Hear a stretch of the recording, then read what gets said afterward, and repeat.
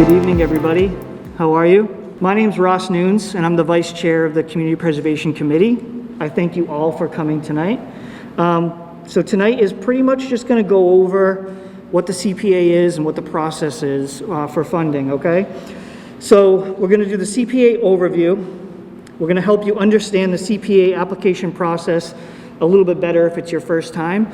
If it's not your first time, maybe we'll clarify some things that you might need help with, okay? We're going to go over the CPA application two-part process.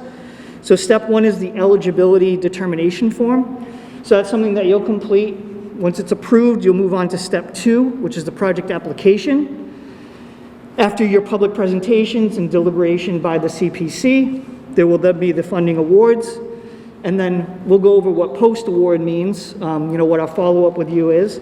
And at the end of the meeting, we'll do a Q&A where Jessica Bailey, the Community Preservation Committee Coordinator, will be happy to answer any of your questions.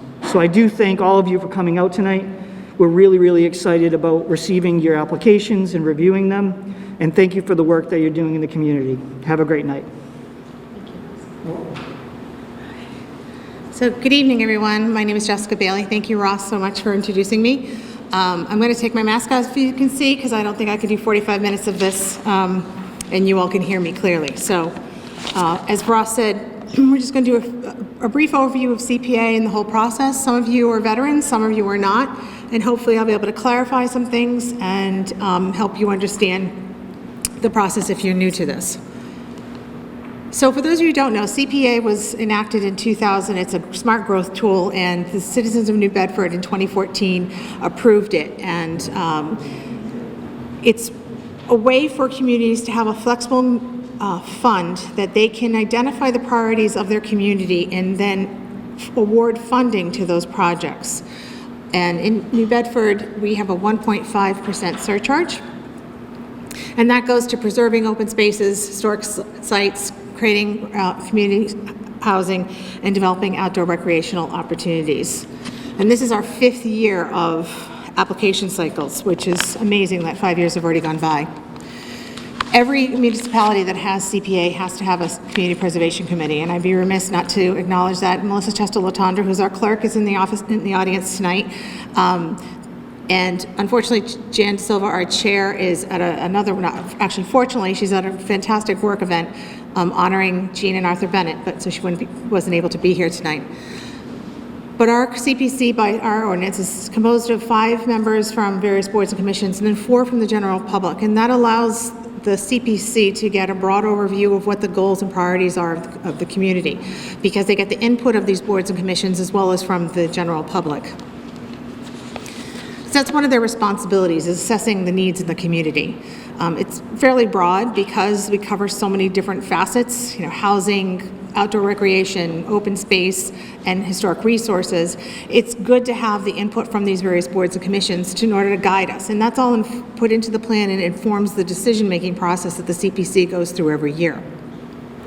So this plan is developed and maintained with input from those boards, as well as input from the general public. We have a hearing in June at which the draft plan is presented, a 2-week comment period during which the public can then comment on the plan or any suggestions they may have for projects. And then the plan is voted upon by the CPC in July so that we can then begin the process now. In addition, they provide the annual budget to the City Council, and they make the project recommendations to City Council. So there's 2 sources of funding, which are, again, a beautiful thing. CPA is a beautiful piece of legislation. I don't say that because it's my job, but because of the way it's created. It gives communities flexibility. It brings state monies back into our community that might not otherwise come back to it, and allows us to identify our needs. I mean, our needs are geared towards a lot of historic preservation and restoration versus other communities, say near Boston, the Cape, the islands, they're geared more towards community housing and open space. But the community itself determines how this money is spent, and that's unusual when you have funding coming from the state.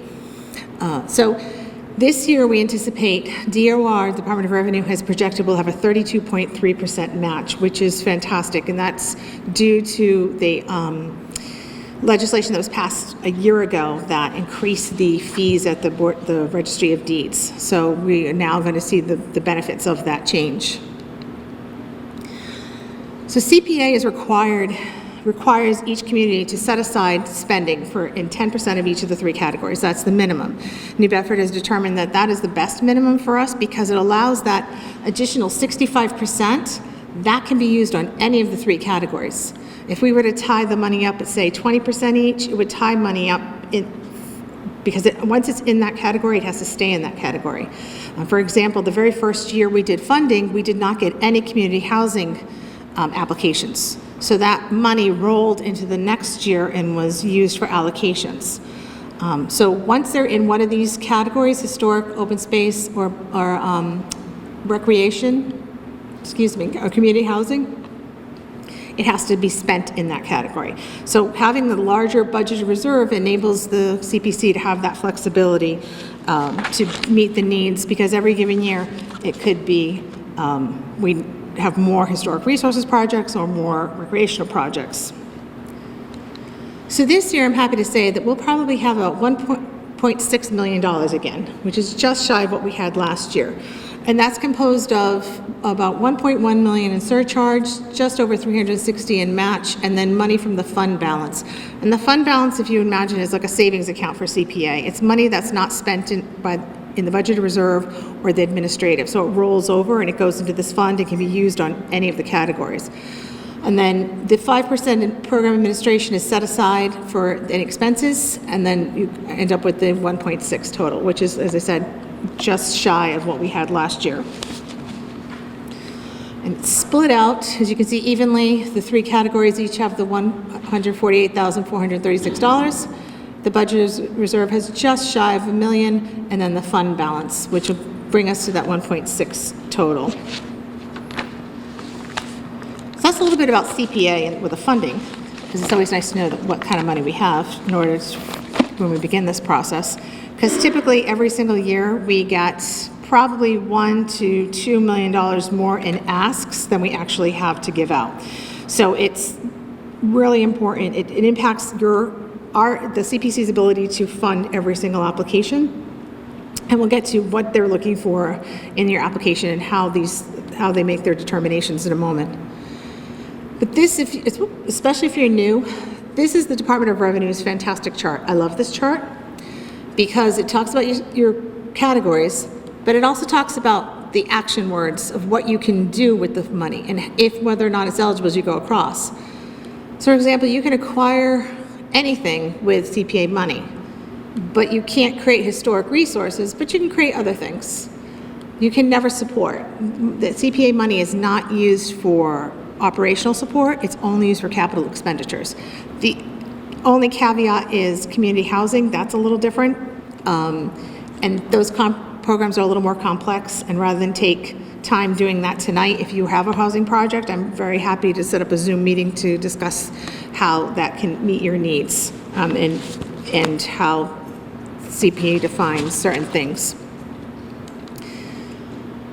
This presentation is also on the website, so if you want to go back and grab a point because there's something I went over, you can find all the materials on the CPC's website. If you go to the city's website, do the drop-down, we have our own Community Preservation Committee. Click on that, it'll take you here, and everything is here.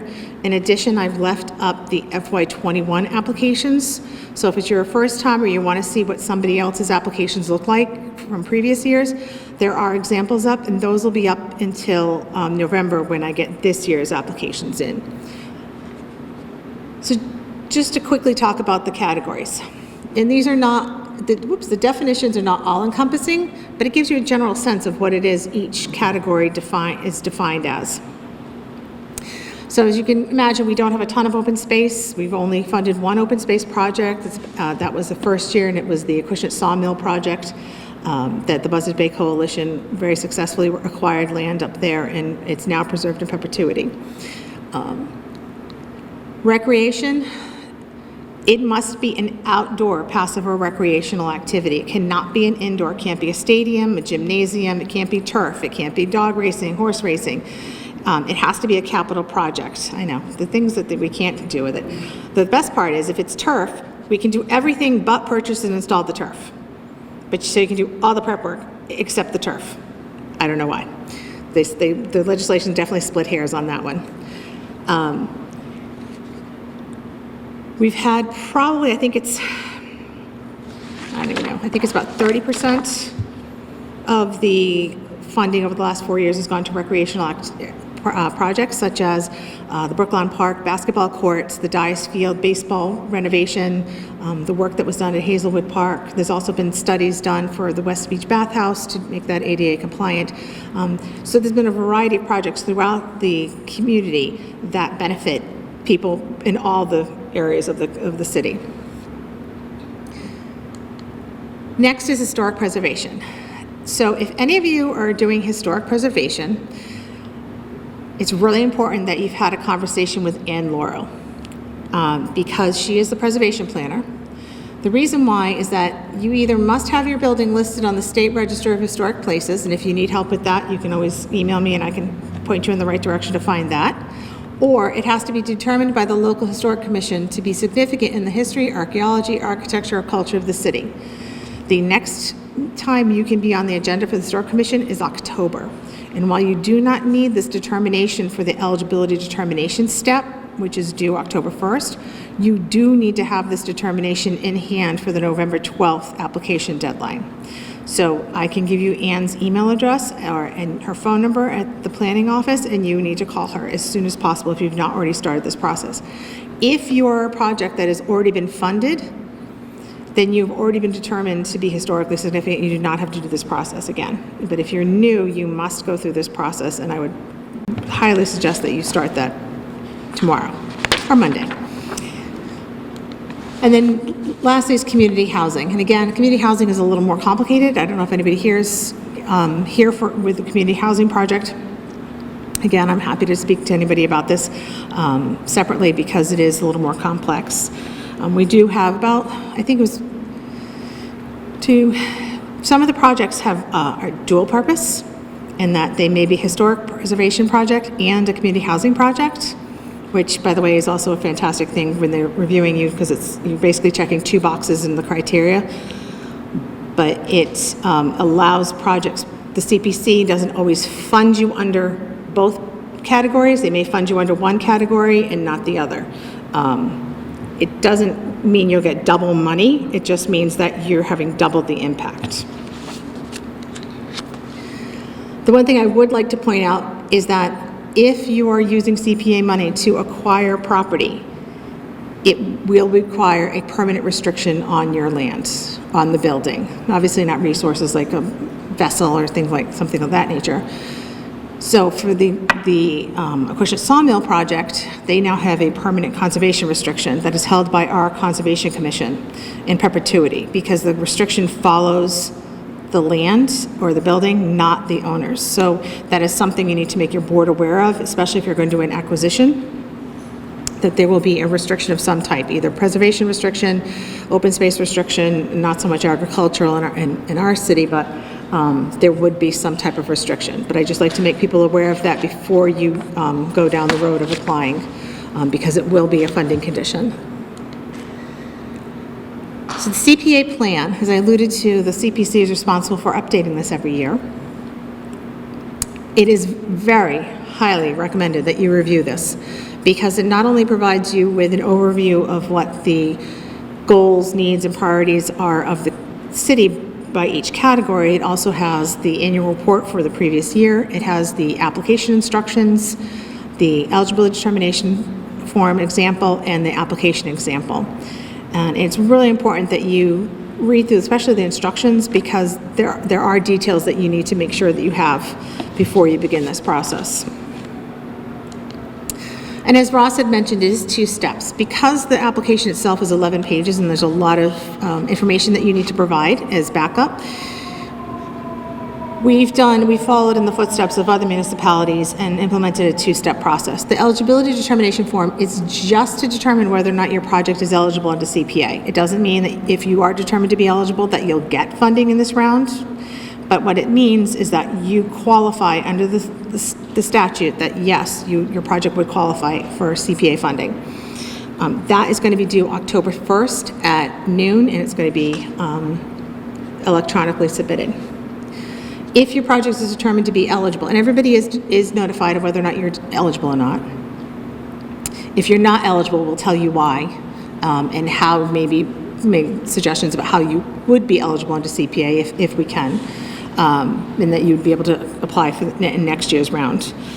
For your project application, you would get your eligibility determination and the PDF of the project application.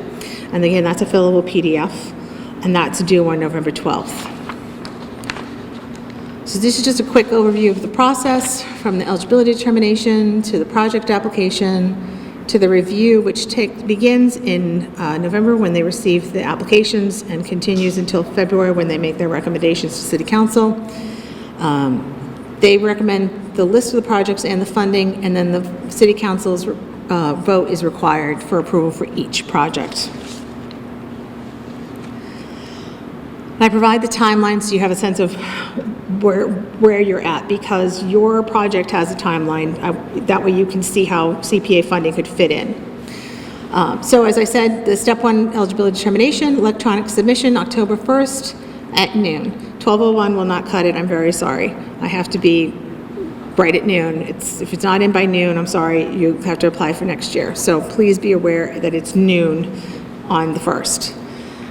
By the 8th, the CPC will have reviewed and you'll be notified of your determination and you'll have your application in hand. So last year, because of COVID restrictions, I made appointments. I did a lottery where I pulled names out of a hat and assigned time slots to everybody. This year, I'm playing it by ear, as I did last year. I don't think that I will have to be beginning that on Thursday. I think I may be able to, depending on the number of applications that I receive, because last year we had 27 applications, so I might be able to squeeze everybody in between 8 and noon on the Friday, but I'm more than likely going to be assigning times for that. However, if you are so wanted to bring in your application earlier than the 12th of November, I will gladly take that from you, because anytime I can get applications early is always good. But I know how much work everybody's doing, and that this is not always the only application that you're putting in. So noon on the 12th. But I'll be letting everybody who applies know how we're going to be doing it this year, because everything's fluid these days.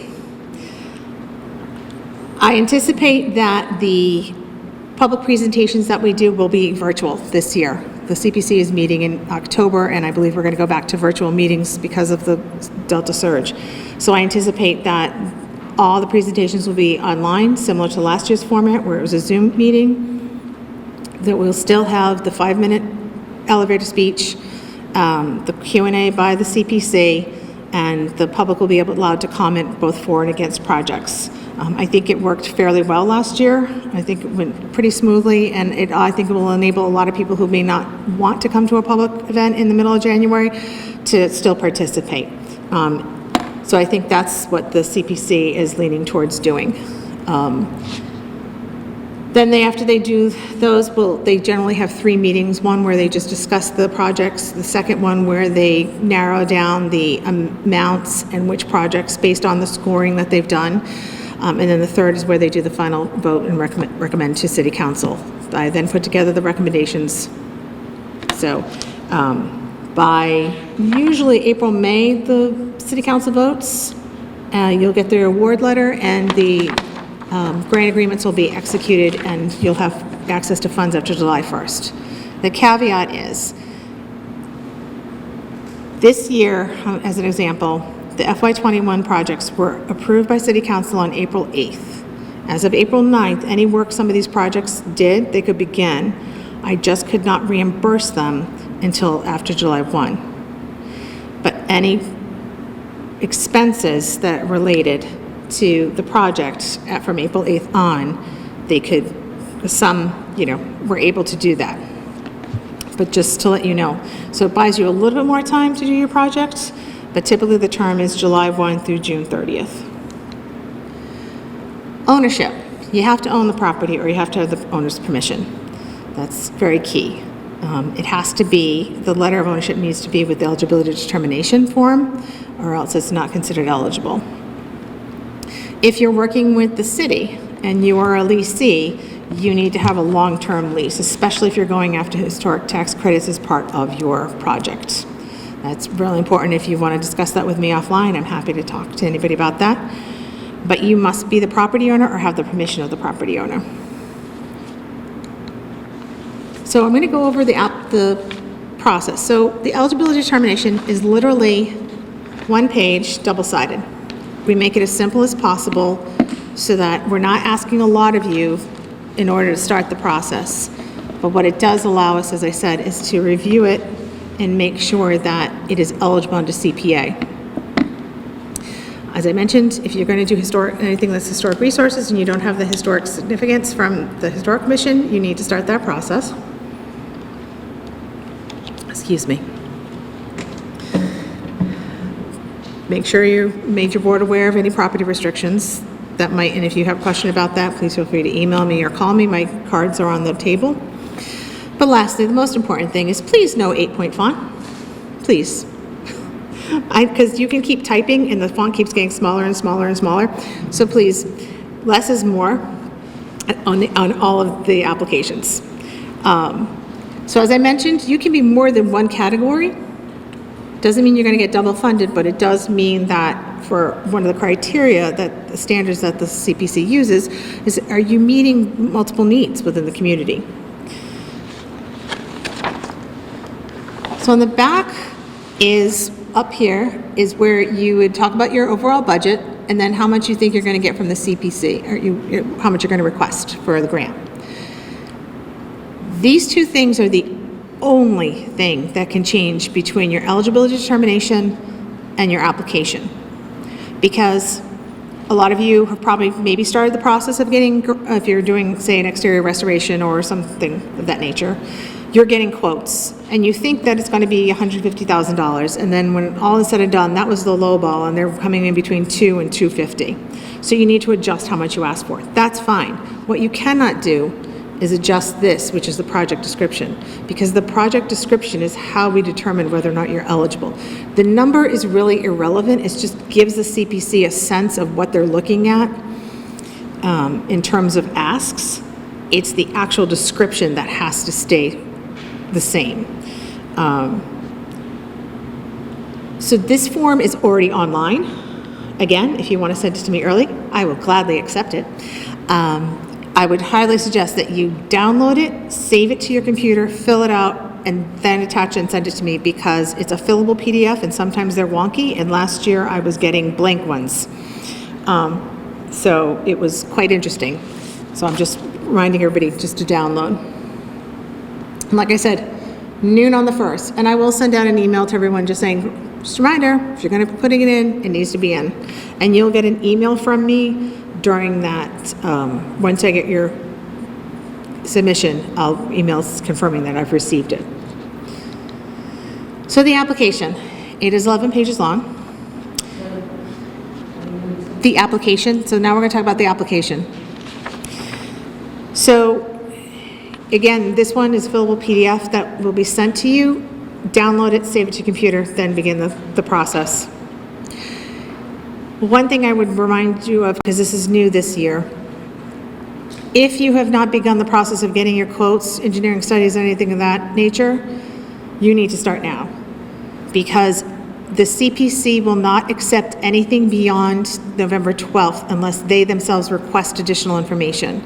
So you have to have a minimum of either 2 quotes from a contractor or an assessment from a qualified professional as part of your package, your application package, so that we can see that you have a true number. If you don't have those things, the application will be considered incomplete.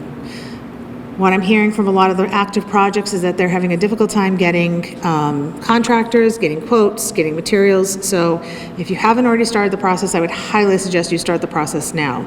Because while you don't need it until November 12th, you don't want it to be November 11th and you don't have this material, because it is important.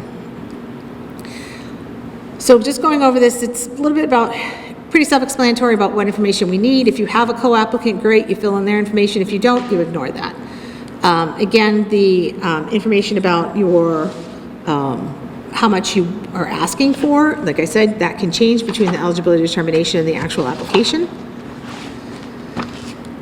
So, and I know this is kind of ironic, it's not exactly the same, because you're really being detailed and concise at the same time. I know it's not really easy, but maybe you can.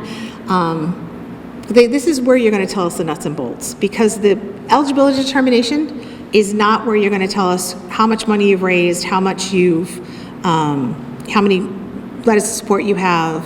What that eligibility determination is literally what the project is, how it fits with the plan, and how it fits with the goals of this year's plan. Really brief. It does not have to be incredibly descriptive. It could be as simple as, we're going to do the exterior renovation of the Gilbert Russell House through painting, and it falls within the historic resources category of X, and that it does meet these community needs, and that's it. Very plain and simple. It doesn't say that we have the support of these 10 neighbors and these people from our congressional delegation, we've already raised X amount. That's irrelevant. With the eligibility determination is just about the project and how it is eligible into CPA. So using that chart, you can use some of those keywords and how it ties in. The application is where you tell us all the nuts and bolts. This is where you tell us that we have these 10 letters and we have this support and we've raised this much money and we have all this capacity. This is where you tell us the details. You start with the project description, the narrative, and talking about the need. What are your goals? How do you measure success? What kind of community support do you need? And what's the critical need? It's a new roof on a building. It's water infiltration because the masonry needs to be repointed. That's your critical need. Providing that information is important because that is one of the criteria that we look for, is what's the sense of urgency in your project. Next is your project management. And this is where you tell us about you. What's your capacity as an organization? If you don't have this expertise, who are you bringing in to be your expert? Who's going to be assisting you? Are you partnering with an organization or a vendor who can provide you with that expertise? Because we realize that some of these, we have organizations that are small, all volunteer nonprofits to, professional staffed nonprofits, and we fund them all. So we don't expect everybody to be the experts, but we expect that you will understand your capacity and know who you need to bring in to help you increase your capacity. How feasible is it? Like, how much can you really do this? Is it pie in the sky, or is it really you can do this and you have already put X, Y, and Z in place to make sure this project is successful? Project maintenance. Maintenance is really important. This is public money that we're investing into our community. The CPC is tasked with being transparent and making sure that the public benefits from these awards. And so how are you going to maintain this public investment? What's your long-term maintenance plan? In some cases, it may not be something. We have a number of projects that have been design work, so that they can then go to the next step, because for some reason you can't get design work funded by any funder, but somehow they want design fund work shown so that they can fund you for the actual work. So CPA, again, is another flexible thing, is that we'll fund design work. So it's not always a maintenance, but you can talk about how you're going to do in the next step, what you're going to do. So the questions may not always directly apply, but we want to see that you have a long-term plan for your project. And then this particular page is just category specific. If you have historic rehab requirements, because you have to use the U.S. Secretary of the Interior standards for rehabilitation. If you have ADA requirements or community housing requirements. If these don't apply, don't fill it in. If upon review we feel that you need to provide that information, the CPC will ask you for that, because it's not always straightforward. So project information. So this blank page, we give you a lot of space. Tell us what you've been doing to raise money.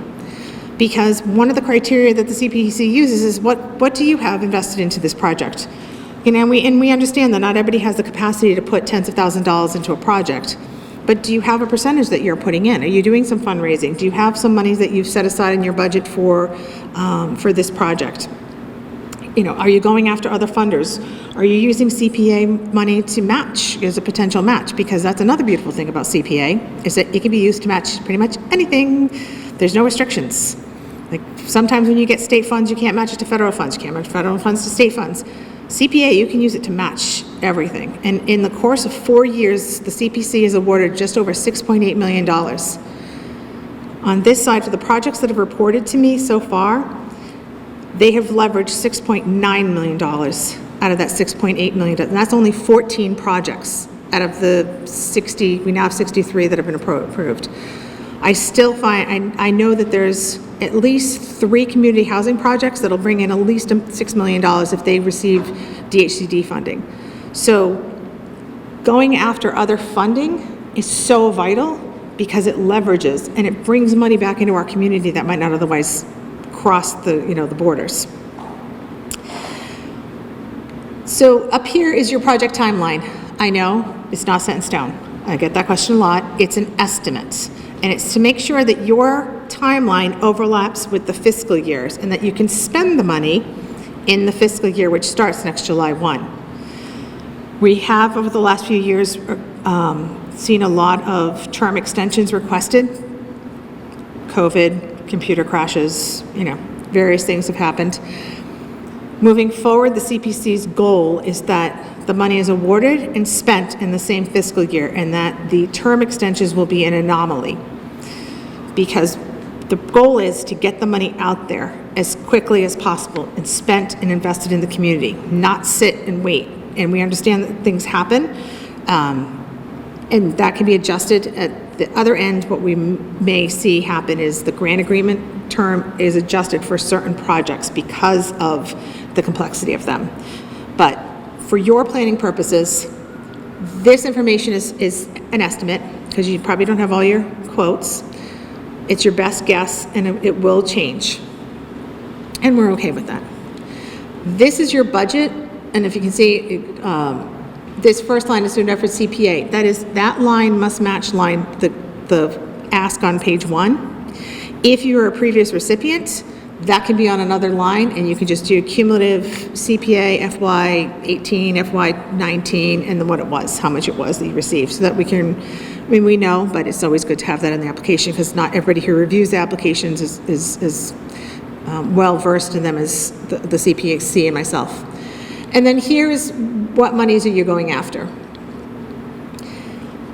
And if you have a status, if you're waiting on an answer from a funder or a DHCD, the state, federal, whatever it is, you can say we are applying on X, we expect to have an answer on Y. Matching and leveraging, really, really encouraged. And the 2 detailed quotes are really important. If you're doing construction, here's the construction budget that you can input the information into. If you have renderings, engineering plans, design bids, specifications, if you want to include those, absolutely, please do. We do review them because that's all going to be digital. And I will show you the way this year is going to take place. So last year I didn't ask for paper copies because we had COVID restrictions. So this year you're going to be providing me a flash drive with all information on it, your application and all supporting materials. The second page, which I didn't have on here, I'm sorry, is a submission checklist, and it has categories of application, financial, ownership, community support, plans and reports, visual, and then one for historic resources projects only. You'll create folders on your flash drive, and that's where you'll drop the applicable information. So it's easier for the CPC to review and to be able to search for information. And so if we're talking about something, we can go right, and then we have a question about the financials, we'll go right to that financial folder. It makes life a lot easier when they're reviewing 24 or more applications over the course of 2 months. But you can include those digital copies because that is useful, and we have a variety of people from all walks who understand those drawings and can interpret it for the rest of us.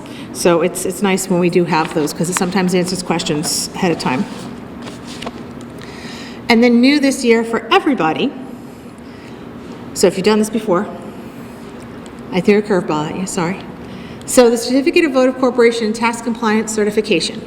This is something that my purchasing department requires. So typically we've done it at the back end. This year I'm trying to do it at the front end so that we can go through the grant agreement process smoothly and quickly.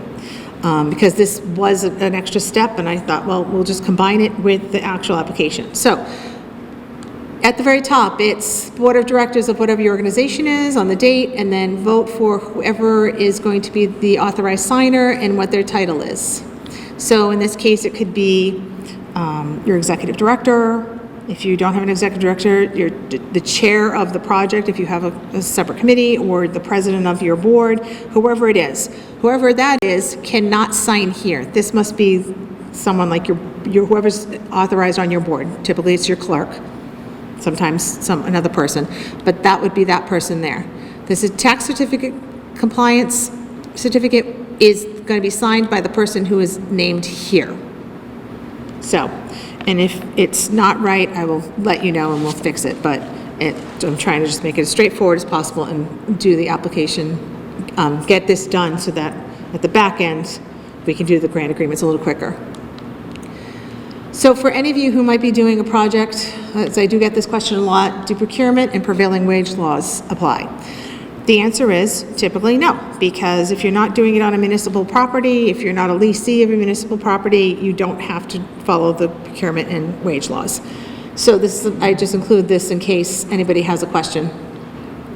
However, because if you are doing a project with a city department, they're going to be the lead applicant, they're going to be responsible for making sure that you are adhering to the prevailing wage laws and the procurement laws. So it's just something to be aware of if you're partnering with a city department, but it's not strictly your responsibility because it'll be the lead grantees.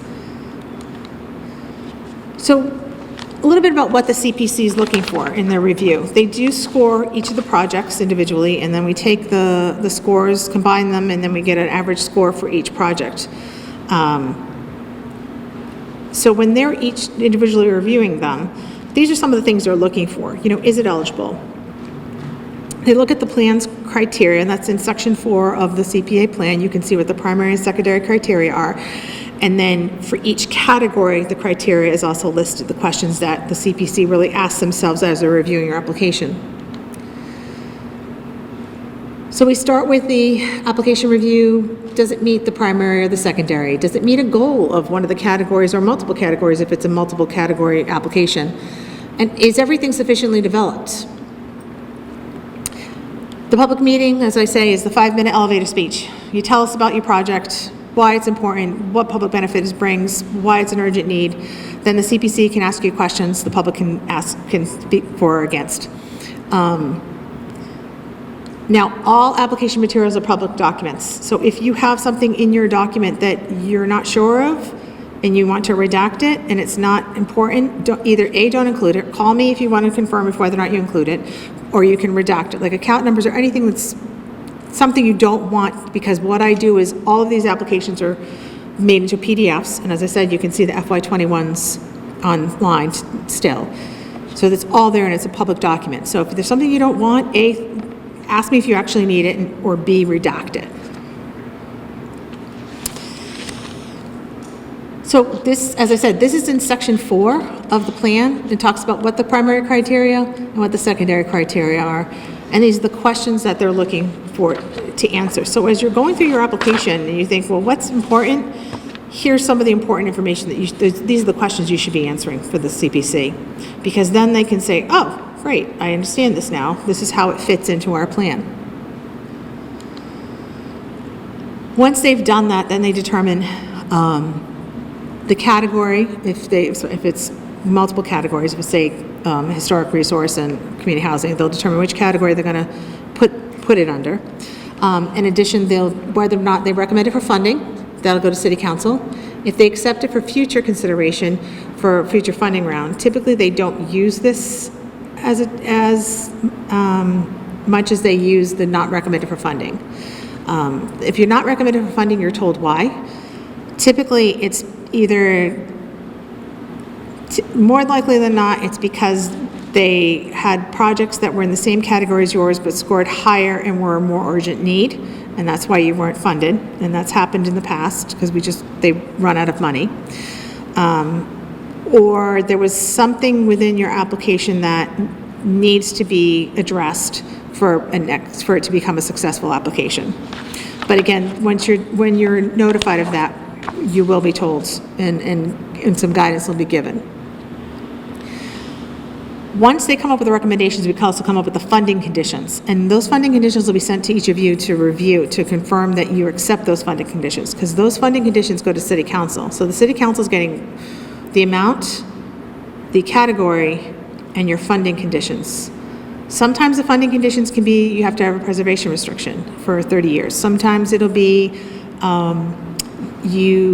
we're not going to fund all of your project, we're going to fund this much of your project. And specifically say, in the case of First Baptist Church, they have funded each year different things. Like first year was the exterior preservation, they've done the HVAC, the ADA accessible bathrooms, and the fire suppression system over the last 4 years. So they've taken a portion of what was requested, because there's not always the ability to fund a project 100%. So they will look at projects and say, okay, if we give them X, can this move this project forward? Because the last thing they want to do is give you money that you can't use because you don't have a match or it doesn't move your project forward. So they'll look at that and review, because they want to fund as many projects as possible. So they will sometimes pull out, and that'll be in the funding conditions. And then you can determine whether or not you accept it or not. And then any changes that are substantial will have to be reviewed with the chair and possibly be voted upon by the CPC. I have yet to have that happen, but I just want to make you aware that that is the process. So then we put together a recommendation packet, which you can see an example of online as well. I still have the FY21 recommendation packet up. Yes, I do. I believe I do. I don't think I took that down yet. If I did, I apologize. So the City Council can approve a recommendation, reject a recommendation, or reduce the amount of recommendation. So what happens is the recommendation packet goes to City Council refers it to Finance Committee. Myself and the chair appear before Finance and discuss why the CPC chose these projects and not other projects. While we're not advocating for your projects, we're advocating for the decision that the CPC made. You all are your best advocates, and if you're recommended, we always suggest that you speak to all the city councilors and say, this is why my project's important, this is why we need this funding. Because while we all live it, they get the recommendation packet in addition to everything else that they're responsible for. So it's good to make that point and just say, here's why it's important that we get the funding. So the City Council goes to Finance. So in Finance, typically they can do one of those three things.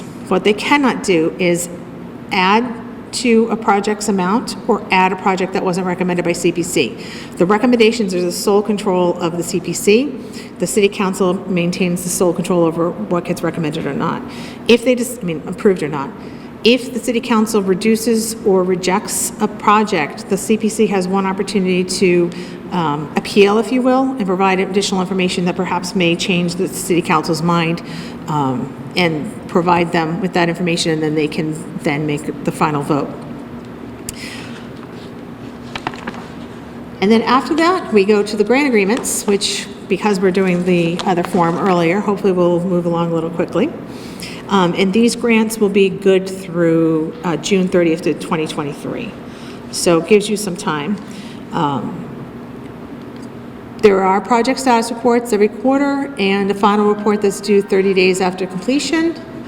The disbursements are, I asked for a disbursement schedule, but again, it's fluid.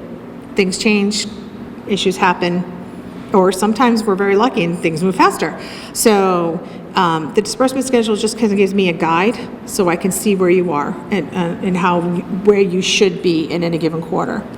And we do usually hold back 10% so that once we get all the final projects, all the final materials, or perhaps a site visit is done, then that is released. And then of course if you don't do it, we get it back provision written by our attorneys, which is in the grant agreement. And then lastly, It's a lot, but I try to give the information that, the questions that I've had asked over the years answered so that you all have a clear sense, and then I'll take questions.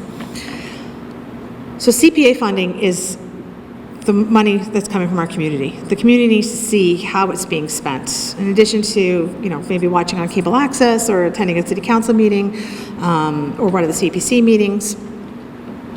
We also have these fantastic signs that we have up in front of various buildings. You'll see them. There's 3 on County Street right now. I should do a Where's Waldo, and if you find them, you get like a CPA hat or something, I don't know. But we have them around because what it's doing is informing the community. Here's where your money is benefiting you.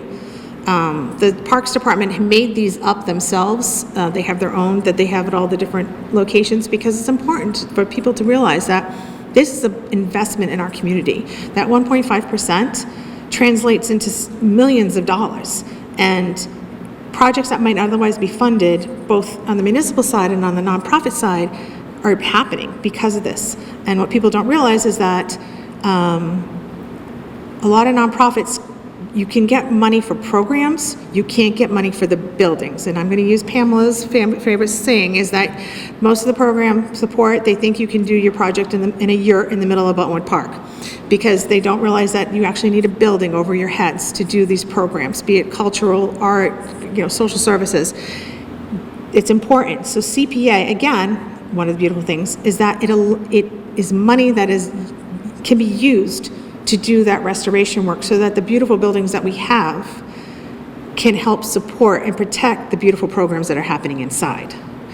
So by having this in the signage, by when you recognize donors at an event, or I know you talk to the papers and they don't always acknowledge all your sponsors, even though you're very meticulous, because I come from the nonprofit world and about saying who your sponsors are, but it doesn't get a mention in the article. It matters. The CPC notices, I get phone calls and say, did you see that article? They didn't mention CPA money. And I say, yes, but they didn't mention anybody else. So I'm fairly certain it's not a slight on us, but it is noticed. And this is a way for the community to know, here's how we're spending your money, here's how it's benefiting you. So that being said, it's all there. I put everything up. We do have public meetings. We are definitely going back to virtual in October, and I anticipate that the CPC will do virtual until April when the governor's order expires. I think that we just need to get through one more winter of this, and hopefully next summer will be the real summer where everything is back to normal. But I post the agenda and with the Zoom link, and you can always email me if you want to attend and you can't find it. I will send it to you because we want to make sure that everybody can attend if they choose to. So, anybody have any questions? I know that was a lot. Just review the part on the match, on the budget. Oh, the budget match? Yep. Yep. So it's like the second to last page, this one? Right. Okay. So what is it so how, if it's a match here, where you would put a match, you can, there's a couple of things you could do. You could reference in the funding source, and you can use abbreviations like DHCD or MCC or MCCCF, because the CPC is pretty familiar with what those are. So if you need to fit, but you could always put quote unquote in here match, or you could say status of funding, that your CPC would be, the CPA money would be a match for this. Or if you feel that it's more appropriate to put it in the narrative where you're talking about what it is you're going after in this page. But it just shows the match. And I know, especially like a project that's complex like yours, things change. Monies come in, monies don't come in when you think they're going to come in, and we understand that, it's fluid. So you can put what you want here with the information with the match and bold it, whatever, or you can include it maybe in the status of funding that will be, CPA will be matched by this. You can even put it in the narrative. Sometimes I've seen it, Abolition Row Park this past year, that $126,000 was a match for a park grant that the Department of Parks, Recreation and Beaches received. So it was right in the general narrative that they put it, so it was right there, and then they added it also in the budget. So if you're specifically coming to the CPA and saying, hey, you'll be our source for this match, so this grant that we've already received, that's an urgent need, because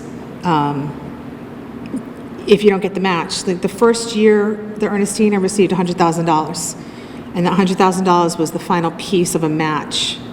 And literally, the week of Christmas was when the check was cut, because they had till December 31st, that first year. So that's important information for the CPC to know, because they want to support projects like, so DHCD is Department of Housing Community Development at the state level. They give a lot of money for the community housing projects. They require local support, however that's shown, either through home funds that comes out of our community development office, or CPA funding. And we've have 3 projects that are showing CPA funding that are community housing projects, Corinne's is one of them, that they can then go to the state and say, look, we have local support. So, CPA is a powerful tool for nonprofits in order to gain matches from both state and private funders. Did that answer your question? Okay. Anything else? So please take one of my cards. I'm in the office typically Monday mornings, Tuesday, Thursday. I'm only part-time. But I try to answer your emails as quickly as I can.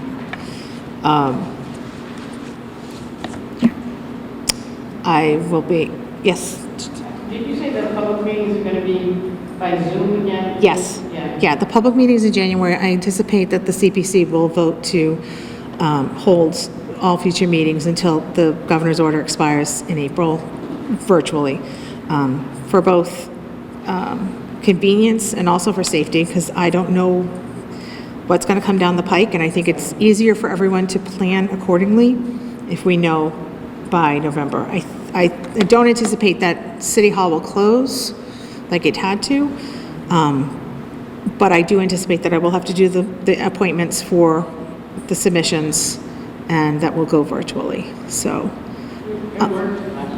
thank you. I'm glad it did. I'm glad it worked, and I think it was helpful for everybody to be able to participate too, because there's a lot of people who couldn't participate otherwise. So, does anybody have any other questions?